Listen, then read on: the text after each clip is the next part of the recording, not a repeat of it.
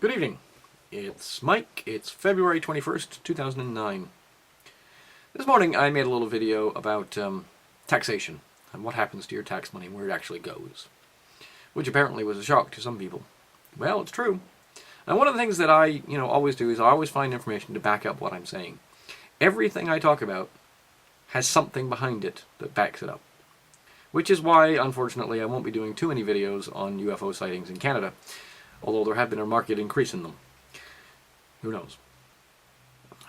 However, one of the things I mentioned this morning, in passing, because what I was looking for was tax information around the Grace Commission, which unfortunately I didn't find it in this particular resource. However, on reflection, I've been thinking about this resource. What am I talking about? I'm talking about the Congressional Research Service. This is part of Congress, and essentially what it does is gathers information together to present to congressmen.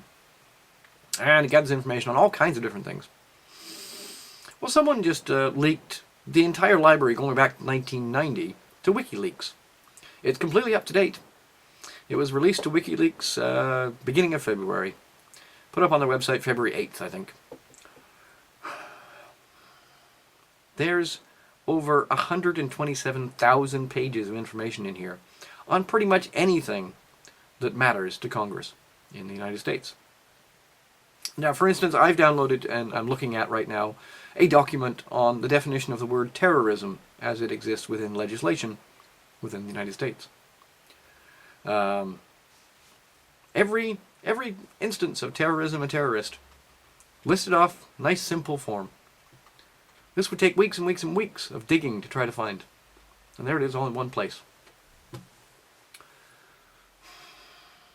The scope of this is immense. Now I have just over 2,000 subscribers, and there's been 6,500 of these documents released. So I figure if each one of us reads 3 or 4 of these documents and actually gets to understand it really, really well, collectively we would know more than most congressmen. Doesn't that frighten you? It doesn't frighten me. It fills me with a huge feeling of power. You've got your Second Amendment. That'll take care of anything really outrageous. This is stronger than anything a bullet can throw out. Because this is the weapon they use against us. Perhaps it's time we started using it against them. Okay, folks. Now, I'm Canadian, I'm British, I'm not an American. So sadly, half of this stuff doesn't really apply over here, when I'm over here in England or over in Canada.